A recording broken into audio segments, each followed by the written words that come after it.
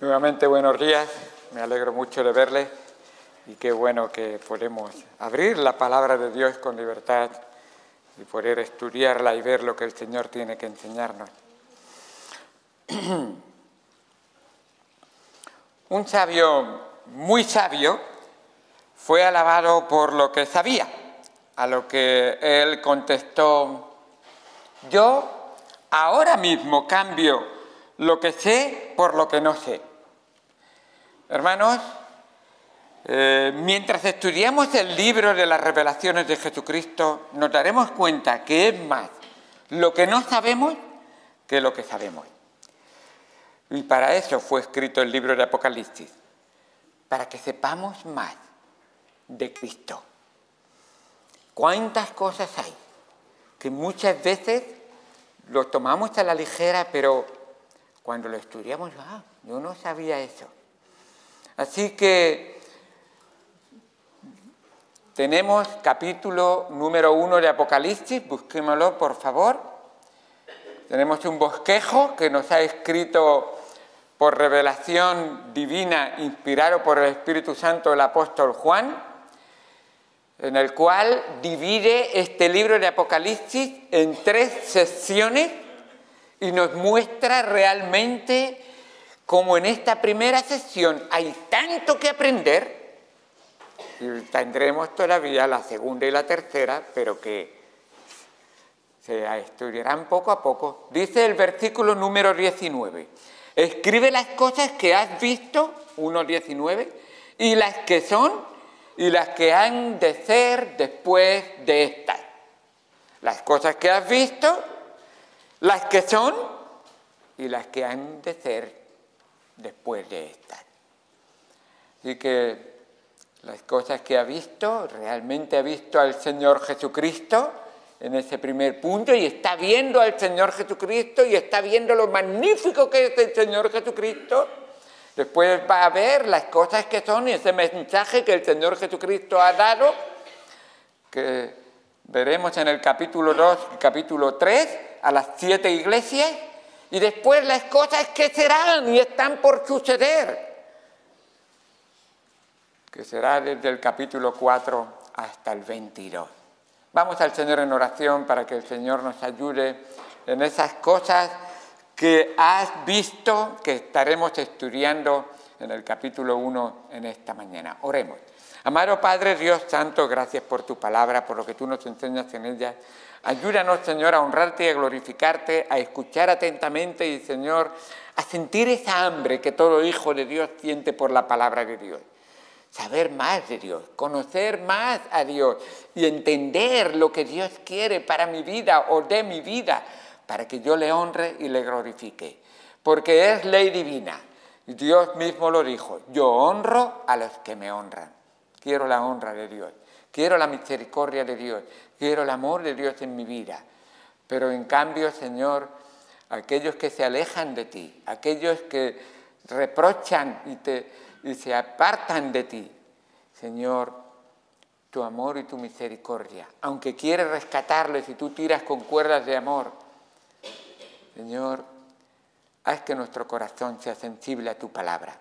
Por eso en esta mañana pido que al conocerte a ti mejor, entendamos más y más de lo bueno, de lo misericordioso que tú eres para con nosotros. En el nombre de Cristo Jesús te doy gracias por todo.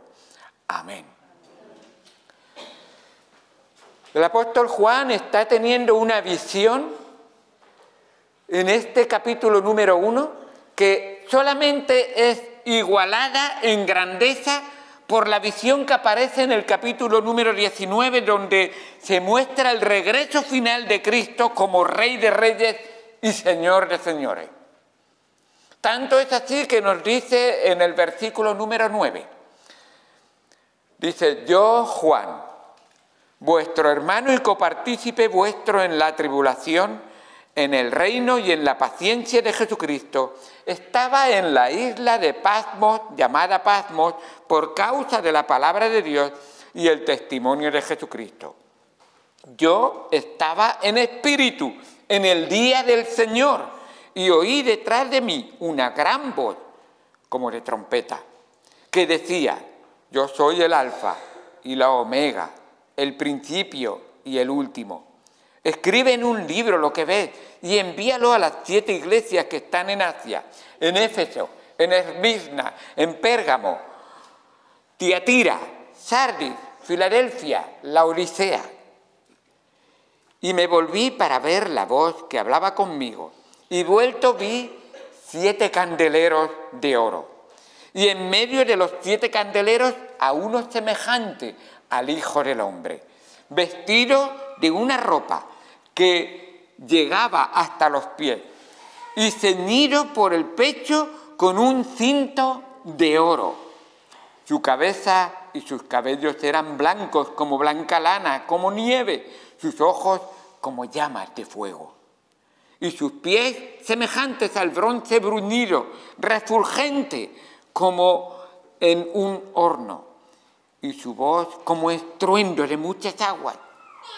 Tenía a su diestra 7 estrellas, de su boca salía una espada aguda de 2 filos, y su rostro era como el sol cuando resplandece en su fuerza.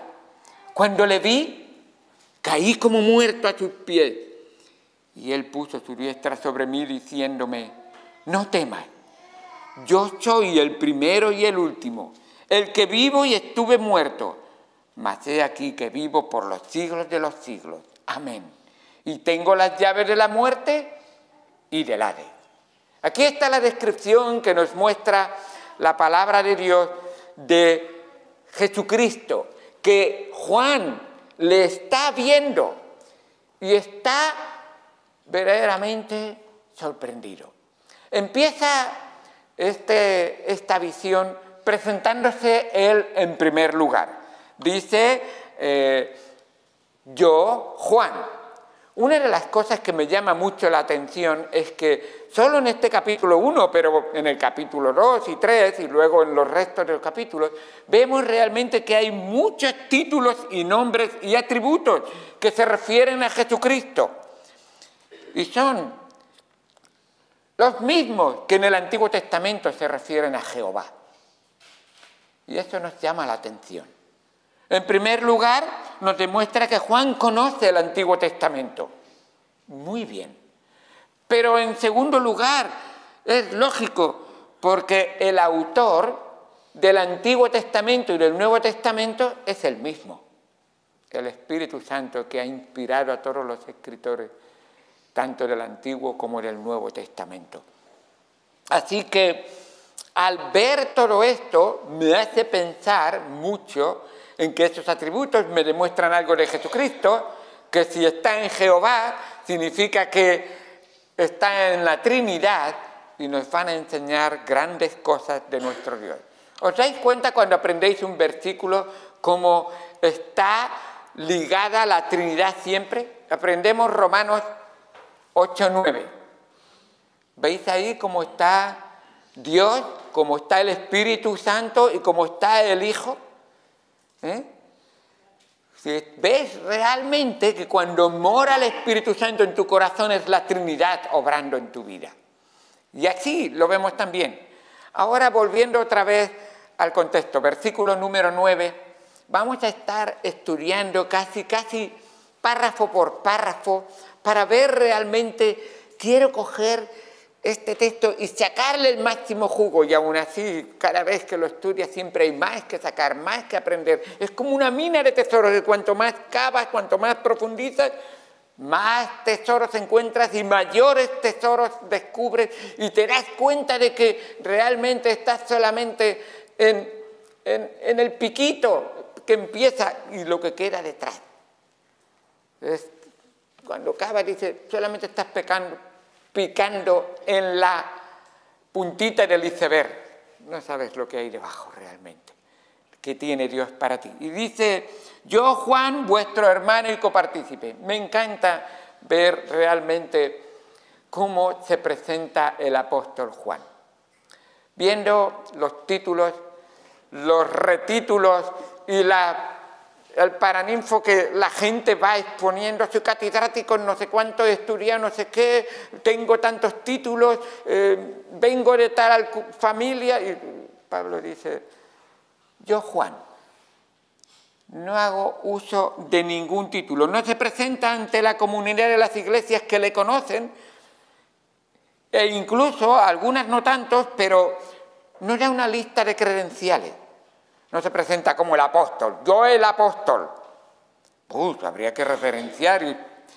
No se presenta como el anciano, que en alguna ocasión lo hace. No se presenta como un obispo, no se presenta como un presbítero, ni siquiera se presenta como el pastor. Está diciendo, he recibido una revelación y no es por nada de mí. Yo, Juan, vuestro hermano. ¿Te das cuenta? Vuestro hermano. Yo, José Bernabéu, vuestro hermano. Soy copartícipe con vosotros de las mismas cosas que sufrís vosotros, de los mismos problemas y tentaciones que tenéis vosotros. El pastor no es un superhombre y nuestro hermano Juan tampoco es un superhombre. Pero ¿sabes quién es un superhombre? Es Cristo viviendo en ti. Es la santidad de Cristo obrando en tu vida. Es la palabra de Cristo morando en ti. Y eso es lo que Juan quiere resaltar. Vuestro hermano. Como decir, yo soy un hermano de nuestra familia espiritual, de la iglesia de Cristo, donde debe haber comunión de fe, debe haber amor y debe haber santidad. ¿Sabes que el amor debería ser la motivación más grande por la cual no peco? Porque Él me amó tanto y le costó tanto mi salvación que le amo. Quiero corresponderle, Él me amó primero. Y muchas veces es más un temor, pero es el verdadero amor echa fuera el temor. Voy a dejar ese pecado, voy a dejar esa maldad, voy a ser más fiel al Señor, porque me ha amado tanto que no quiero defraudarle. No hay cosa que más agrada a un hijo que ver a su padre y a su madre contentos con él porque está haciendo lo que es correcto.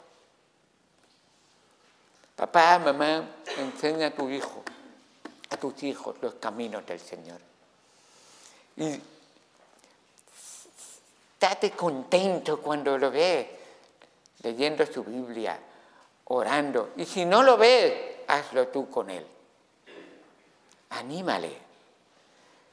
Hazlo que sea algo natural. Y dice copartícipe, y me llama la atención ese copartícipe. La palabra copartícipe es sun koinoia. Sun koinonos, en este caso. Sun koinonos, es de donde viene la palabra koinonía, que tiene que ver con comunión, tener comunión. Pero la palabra sun está hablando de una unión más cercana.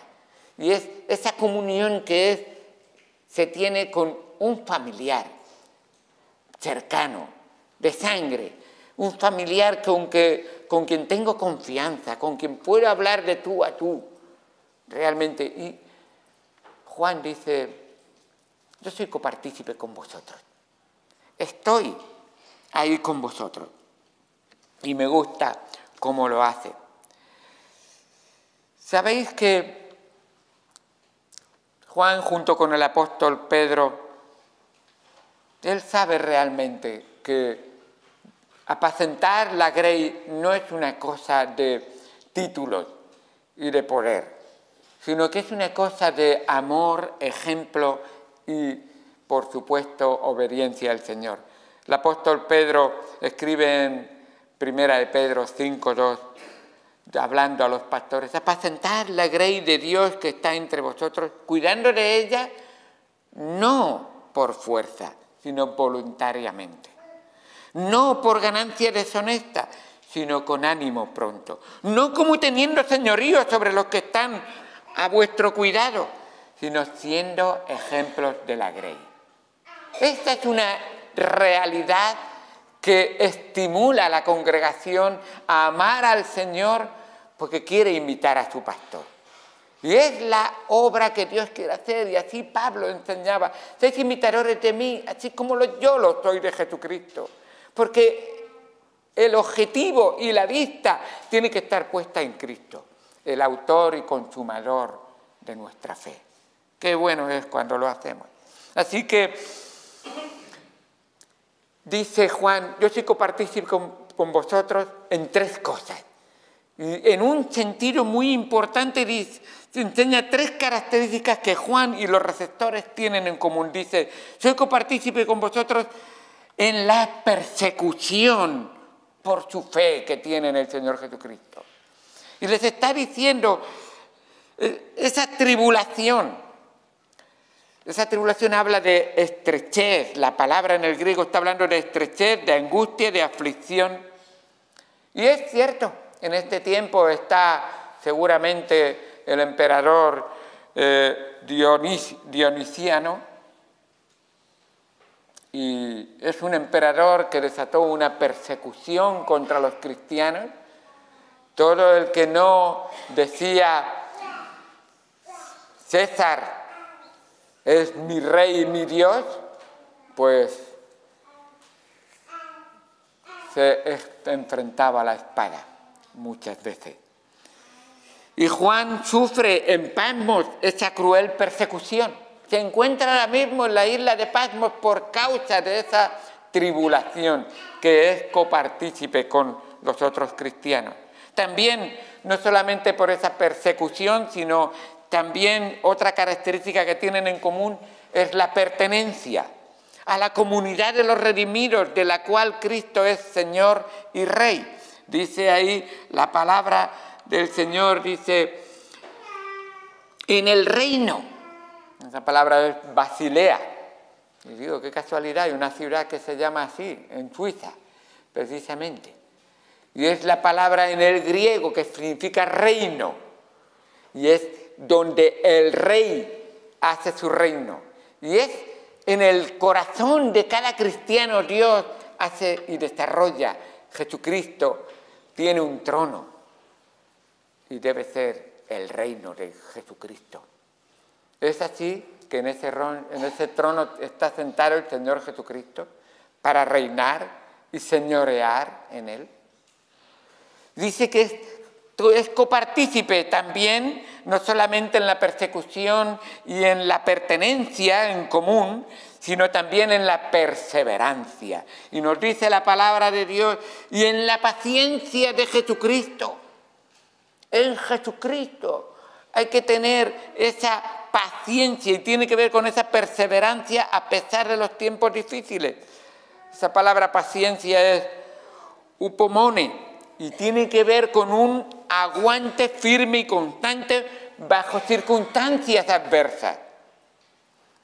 Realmente eso es como lo ve el mundo, porque el cristiano se goza de estar en circunstancias adversas.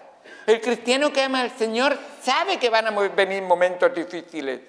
Si con el Padre hicieron así, o con el Señor, ¿qué harán con los hijos o con los siervos? ¿Cómo los tratarán? Sabemos. Nos gusta mucho citar Romanos 8:28, ¿verdad? A los que aman a Dios, todas las cosas les ayudan a bien. Todas las cosas buenas, las malas no. No, dice todas. Todas. Cuando pasas por una prueba, como amas al Señor, upomone, aguante firme y constante bajo las circunstancias adversas. ¿Sabes lo que no es upomone? ¡Exploto! Porque no aguanto más. Entonces no hay paciencia. La paciencia de Jesucristo. Y el apóstol Juan está diciendo, en medio de esta tribulación, viendo cómo reina Cristo en nuestros corazones y en vuestros corazones, entonces vamos a tener la paciencia de Cristo. Vamos a tener un buen testimonio. Así que nos sigue contando y diciendo, bueno, en esa persecución que estaban teniendo, El mismo Señor Jesucristo les había enseñado: bienaventurados sois cuando por mi causa os vituperen y os persigan y digan toda clase de mal contra vosotros, mintiendo. Gozaos y alegraos, porque vuestro galardón es grande en los cielos, porque así persiguieron a los profetas que fueron antes de vosotros. Así que no es sorpresa que haya tribulación en tu vida. Quizá la sorpresa es que no haya tribulación, porque quizá no estás testificando, porque quizá no estás siendo firme en comunicar el Evangelio, porque si ya diga, pues, para que me vean mal, mejor me callo. Menos mal que Jesucristo nos dijo lo mismo que nosotros.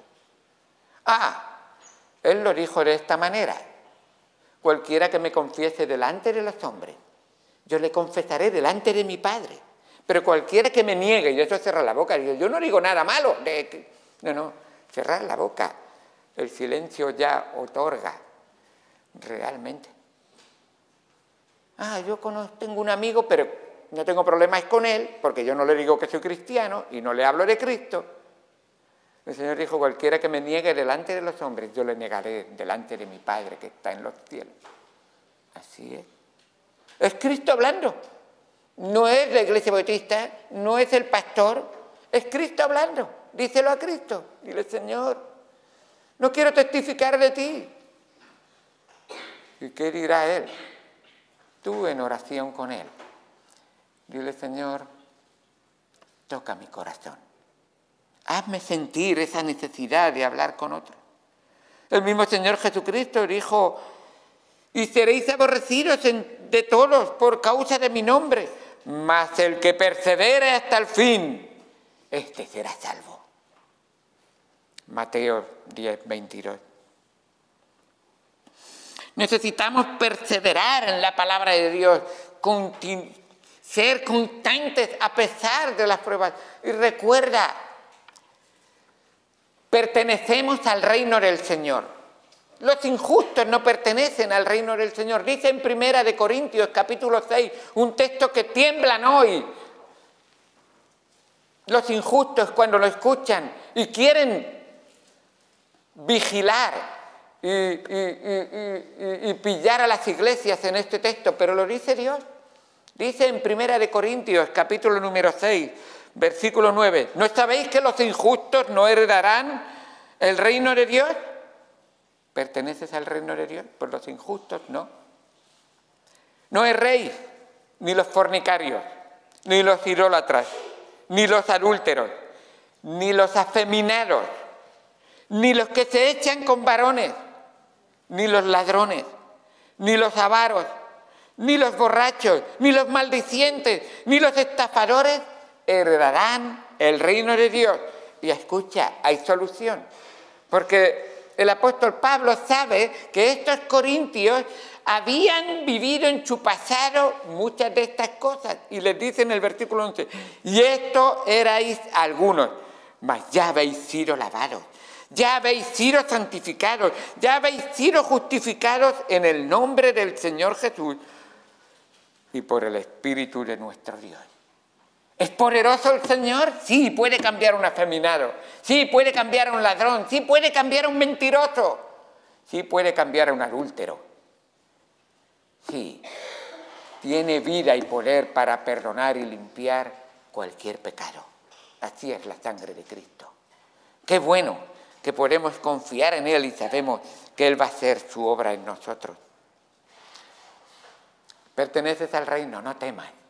El Señor Jesucristo en Lucas capítulo 12, versículo 32 dice, no temáis, manada pequeña, porque a vuestro Padre le ha placido daros el reino. Pertenecéis al reino de Dios. No pertenecéis al reino de la tierra. Los reyes de este mundo van y vienen. Los gobernadores dicen y deshacen.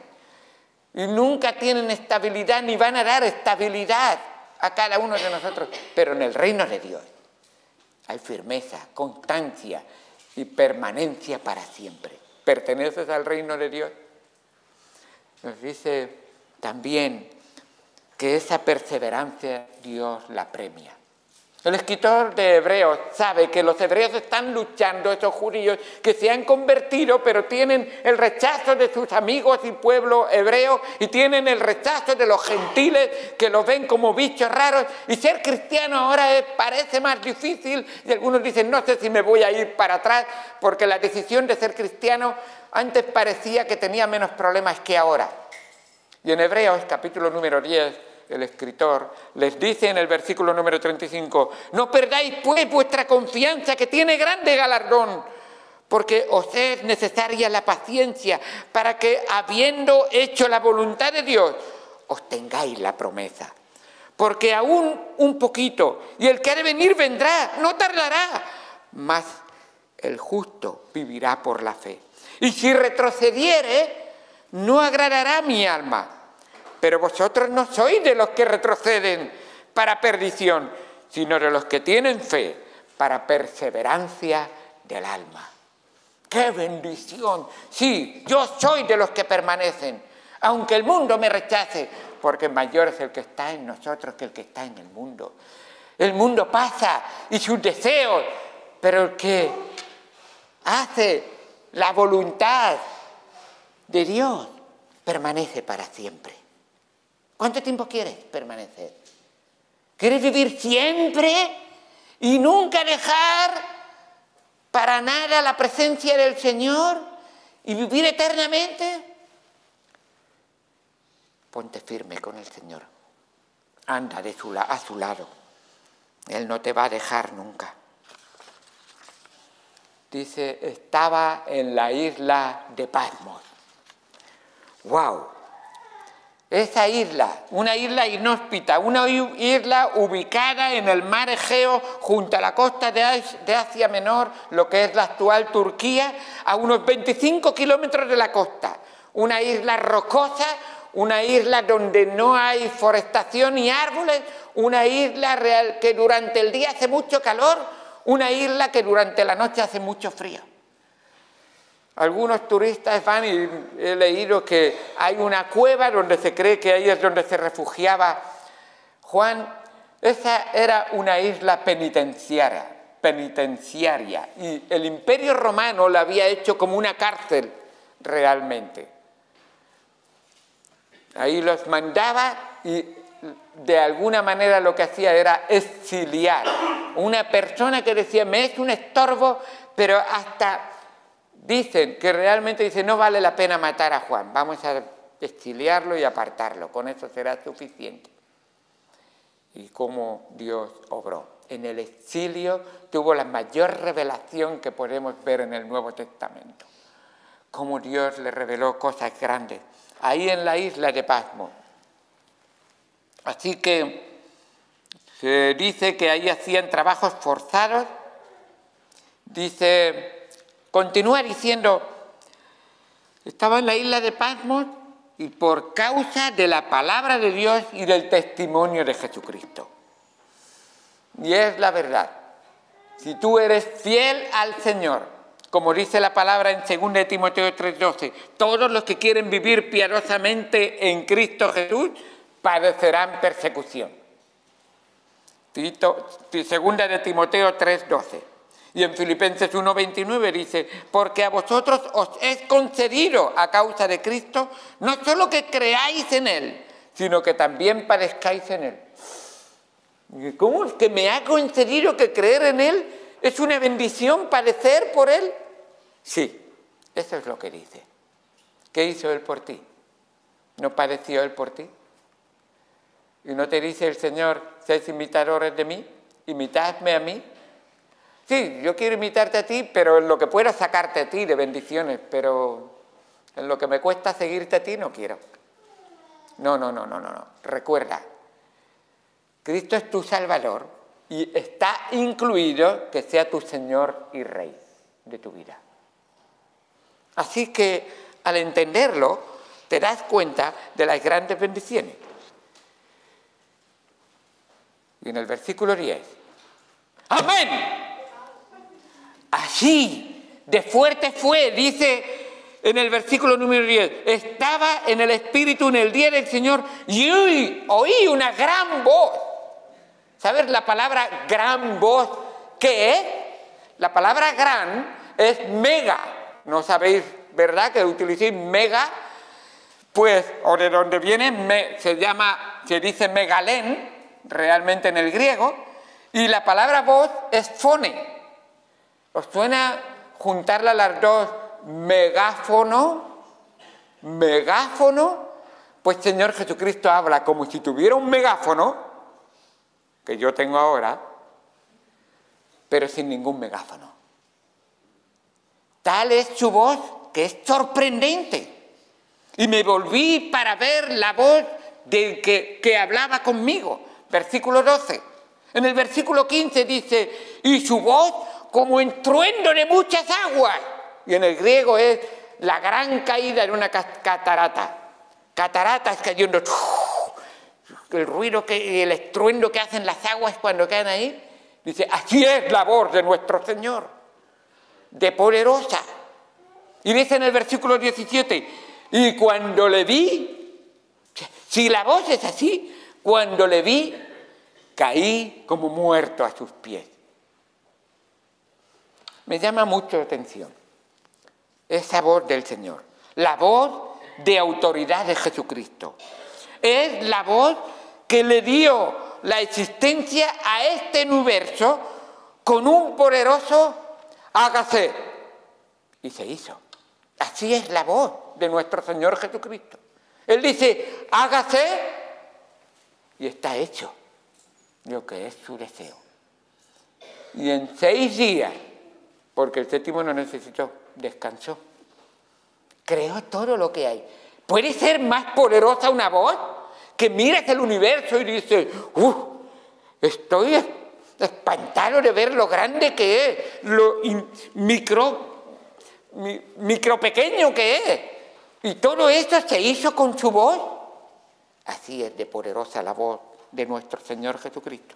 Es la voz de mando y de trompeta desde los cielos, que resucitará y arrebatará a los suyos en las nubes para que recibamos al Señor en el aire y estemos siempre con Él, nos dice la palabra de Dios en Primera de Tesalonicenses, capítulo 4, versículos 16 y 17. Esa voz poderosa, con voz de mando, con voz de trompeta, cogerá a los muertos que han creído en Él, los llevará con Él, y cogerá a los vivos que hemos creído en Él, nos llevará con Él.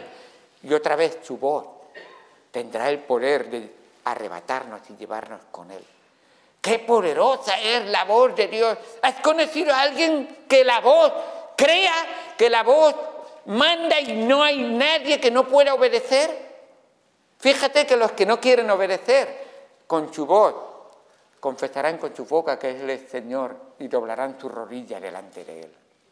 Esa es la voz del Señor en el que tú y yo hemos creído. ¿Poderoso es? Claro que sí. Esta es la voz que le dice a Juan, escribe en un libro lo que ves y envíalo a las 7 iglesias. A Éfeso, a Esmirna, a Pérgamo, a Tiatira, a Sardis, a Filadelfia y a la Odisea. 4 y 3, 7, me ha salido bien la cuenta. ¡Qué bueno! ¿Y por qué 7? El número 7 se repite muchas veces. Nos llama la atención, dice que vuelto, en el versículo número 12, vi 7 candeleros de oro. ¡Oh! 7 candeleros de oro, se repite otra vez el número 7. ¿Qué es lo que nos enseña el 7? En la Biblia el número 7 representa todo lo que es completo, todo lo que es perfecto. Así que los 7 candeleros representan a todas las iglesias de todos los tiempos. Ya estaremos profundizando un poco más en esas iglesias de todos los tiempos, porque cuando empecemos el capítulo 2 vamos a ir viendo esos mensajes a las 7 iglesias.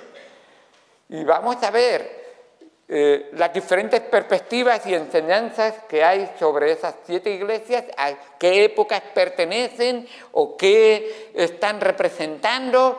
Y vamos a ver realmente mucho que podemos aprender ahí. Pero en el versículo 13 dice, y en medio de los 7 candeleros, a uno semejante al Hijo del Hombre. el Hijo del Hombre. ¿Por qué esa palabra? Bueno, según los evangelios, es el título que Cristo usó con mayor frecuencia para referirse a sí mismo. ¿Sabéis? En los 4 evangelios aparece 81 veces que Jesucristo se llama a sí mismo Hijo del Hombre. ¿De dónde viene ese término? Ya lo dijimos al principio. Muchos de los términos, de los títulos y de los atributos que vemos aquí en este libro vienen del Antiguo Testamento. En Daniel, capítulo número 7, versículo número 13, vemos ahí el título, el Hijo del Hombre. Y ahí nos llama. ¿Y a qué hace referencia Hijo del Hombre? Pues todos sabían, tanto judíos como muchos del pueblo, del mundo gentil, por lo menos ahí con Daniel, el Hijo del Hombre era el Hijo de Dios, o sea, Dios mismo, hecho carne. Así que nos habla, cuando dice el Hijo del Hombre, nos habla de la deidad de Jesucristo. Dice en el versículo 13 que estaba vestido. Y siempre tened en cuenta que cada vestimenta que nos representa, sobre todo en la Biblia, tiene unas connotaciones de qué nos quiere enseñar. Vestido de una ropa que llegaba hasta los pies y ceñido por el pecho con un cinto de oro. Eso se refiere a la vestidura del sumo sacerdote. Y vemos al Señor Jesucristo como el gran sumo sacerdote, y con un cinto ceñido por el pecho de oro. Y cuando un sumo sacerdote estaba en el ejercicio de su función sacerdotal, tenía ese cinto. Nos dice en Hebreos capítulo 2, versículo 17, dice Hebreos 2, 17, por lo cual debía ser en todo semejante a sus hermanos, está hablando del Señor Jesucristo, para venir a ser misericordioso y fiel sumo sacerdote, en lo que a Dios se refiere, para expiar los pecados del pueblo. El sumo sacerdote, una vez al año, tomaba sangre de un cordero limpio y sin mancha, y con las vestiduras puestas y habiéndose purificado, entraba al lugar santísimo. No al lugar santo, donde entraban todos los sacerdotes, sino al lugar santísimo. Se llamaba el día de la expiación. Cuando el sumo sacerdote entraba, lo que hacía era ofrecer esa sangre, y si era acepta, el Señor le permitía salir al sumo sacerdote con vida. Por eso el sumo sacerdote se le ataba una cuerda al tobillo, porque cuando entraba y su túnica llevaba unas campanillas y todos estaban escuchando. Se va a ofrecer la sangre. En el último día, el día de la expiación, Señor, acepta esa sangre. Y cuando entraba el sumo sacerdote, si lo había hecho sin reverencia, sin respeto, Dios los terminaba. Y entonces, como no podían entrar al lugar santísimo, tenían que estirar de la cuerda y sacarlo muerto. El Señor Jesucristo entró con su propia sangre en un lugar santísimo, muerto, Él mismo. Y con el poder del Todopoderoso, tuvo poder para poner su vida y tuvo poder para volverla a tomar. La sangre fue acepta y Él, aunque había muerto, salió con vida. Y lo vamos a ver. Nos dice ahí, el que estuvo muerto y vivo. Se nos ha ido el tiempo. Qué bueno es ver las enseñanzas que tiene para nosotros. Nos enseña realmente de la obra poderosa que el Señor Jesucristo ha hecho por nosotros. Nos dice en el versículo número 18 del mismo Hebreo, dice, pues en cuanto Él mismo padeció siendo tentado, es poderoso para socorrer a los que son tentados. Él es ahora el sumo sacerdote. Su sangre fue acepta. ¿Y ahora dónde está el Señor Jesucristo? A la diestra del Padre. ¿Sabes que está todavía ejerciendo como sumo sacerdote? ¿Qué era el trabajo principal que el sumo sacerdote hacía a favor de todo el pueblo. Lo que él hacía realmente era interceder por el pueblo. Interceder por el pueblo. Nos dice en Romanos 8:34, ¿quién es el que condenará? Cristo es el que murió, más aún, el que también resucitó, el que además está a la diestra de Dios, el que también intercede por nosotros. Hoy Cristo está a la diestra del Padre intercediendo por ti, pidiendo por tu corazón, pidiendo por tu vida, pidiendo por tu alma, pidiendo por tu caminar diario. Qué bueno es ver la obra que el Señor está haciendo por cada uno de nosotros. Así que Juan ve a Cristo glorificado, ejerciendo una de las funciones que ahora le ocupan como sumo sacerdote, intercediendo por nosotros. Ese cinto de oro que se pone en el pecho era el cinto que se ponía o un rey o un sumo sacerdote. El cinto que se ponían en la altura de la cintura, en los riñones, en el lomo, eran los cintos de los trabajadores. Pero Cristo, su trabajo es ser rey y sumo sacerdote, para ti y para mí. ¡Qué bueno! Nos dice y nos da descripciones de esa eternidad. Nos dice que cabellos blancos como lana, como nieve, que simbolizan esa eternidad y esa pureza completa que vemos en el Señor Jesucristo. Sus ojos como llamas de fuego que simbolizan esa vista clara, penetrante, que juzga y todo lo ve. Nos dice la palabra de Dios, y todo lo sabe. Y su boca, una espada de 2 filos, nos dice ahí el texto. Y hay una relación entre la boca y los ojos. Y me llamó mucho la atención porque Hebreos trata de mostrarlo. Y en Hebreos capítulo 4, versículo 12, nos dice la palabra de Dios. Porque la palabra de Dios es viva y eficaz. Y más cortante que toda espada de 2 filos. ¿Qué sale de la boca del Señor Jesucristo? Una espada de doble filo. Una espada que penetra. Y mira lo que dice que hace. Dice, y más cortante que toda espada de 2 filos, que penetra hasta partir el alma y el espíritu, las coyunturas y los tuétanos, y discierne los pensamientos y las intenciones del corazón. O sea, los ojos del Señor ven tu corazón, ven tus pensamientos, ven incluso las intenciones de lo que ibas a hacer ahora después cuando salgas de aquí. Y dice el versículo 13, y no hay cosa creada que no sea manifiesta en su presencia. Antes bien, todas las cosas están desnudas y abiertas a los ojos de aquel a quien tenemos que dar cuenta. Qué bueno ver la obra poderosa que hace el Señor Jesucristo. Me llama mucho la atención y quisiera terminar con esto. Y dice el versículo, cuando le vi, caí como muerta a sus pies. Y me ha llamado siempre, me llama mucho la atención. ¿Cómo puede decir que cuando le vi, caí como muerto a sus pies? Es Juan, es el discípulo amado, es aquel que en la última cena recostó su rostro sobre el pecho del Señor Jesucristo, tan cercano, y se asusta así. Me llama mucho la atención también, como nos dice ahí, ese discípulo amado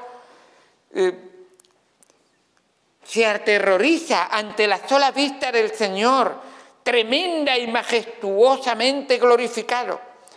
Sí, así se presenta ante Juan. Y Juan se aterroriza. Si ante los amigos, ante aquellos que le aman, vosotros sois mis amigos, si hacéis lo que yo os mando, y cumplís mis mandamientos. Si ante los amigos quedamos asombrados al ver al Cristo glorificado y poderoso, ¿qué será ante los impíos? Se equivoca el inconverso si piensa que no le espera ningún terror. en aquel momento. Él deja bien claramente: yo soy el primero y el último. No hay nada fuera de mí. Lo que tú hagas en tu vida, Dios lo va a tener en cuenta. 3 razones por las que le dice a Juan: no temas. Yo soy el primero y el último. Es Él el que lo comienza todo. Jesucristo es el creador, como nos dice Juan 1 y Hebreos. Toda la creación subsiste porque Él la mantiene. Entonces le dice en el versículo 17: caí como muerto a sus pies y puso su diestra sobre mí diciendo: no temas, yo soy el primero y el último. Esa es la primera de las razones por las que no debes de temer. Tu Señor es el creador y sustentador de toda la creación. Es el Todopoderoso. En Él puedes confiar. No tienes nada que temer.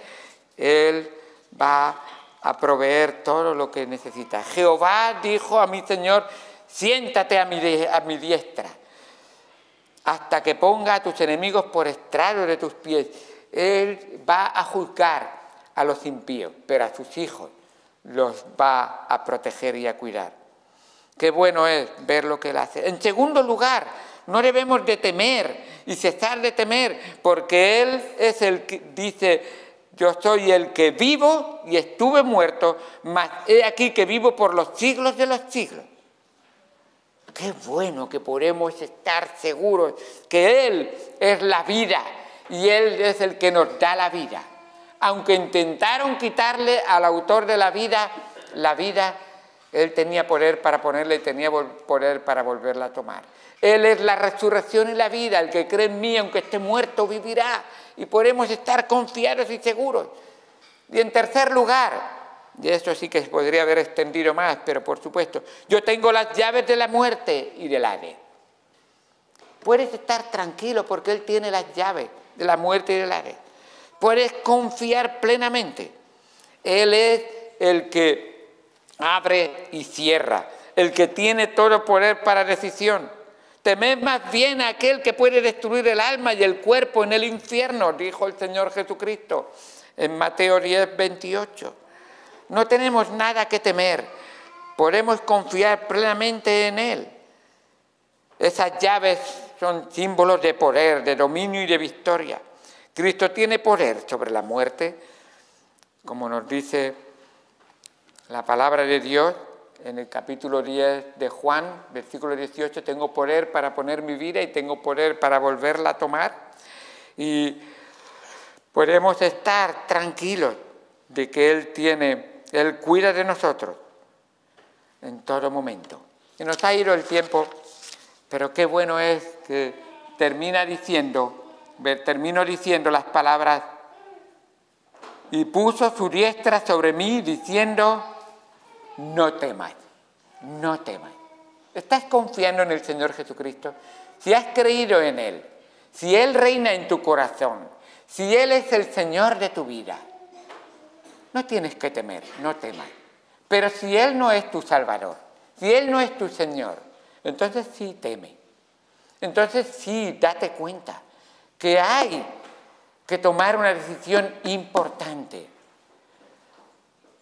Porque la misma palabra de Dios, el mismo evangelista Juan, en el capítulo 3 de Juan, nos dice que de tal manera amó Dios al mundo que ha dado a su Hijo unigénito para que todo aquel que en Él crea no se pierda, mas tenga vida eterna. Pero ¿qué pasa con aquellos que le rechazan y que no creen en Él? Pues dice la palabra de Dios que la ira de Dios está sobre ellos. Este es el maravilloso Señor y Rey, Señor de señores y Rey de reyes, que Juan el Bautista vio, el cual tú y yo un día tendremos, veremos. ¿Qué será Él para ti en aquel día? ¿Será tu Salvador y Señor y Rey? ¿O será tu juez que te juzgará y te condenará eternamente? Si has creído en Él, no tienes nada que temer. Confía. El Señor ha vencido al mundo y tiene para ti una vida eterna junto a Él. Vamos al Señor en oración. Amado Señor, amado Padre que estás en los cielos, gracias por tu palabra y por lo que tú nos enseñas en ella. Ayúdanos a honrarte y glorificarte, a exaltarte y reconocerte en toda nuestra vida. Señor, toca el corazón de aquellos que no están con nosotros. Háblales, Señor, y tócales también a los que estamos, tócanos a los que estamos aquí para que sintamos verdaderamente tu poder, tu palabra y la obra que tu Espíritu Santo quiere hacer en nuestros corazones. Que te honremos y te glorifiquemos. En el nombre de Cristo Jesús te damos gracias por todo. Amén. Amén. Vamos a terminar cantando el número 402. Número 402, no temeré con Cristo. Puestos de pie, por favor. 402.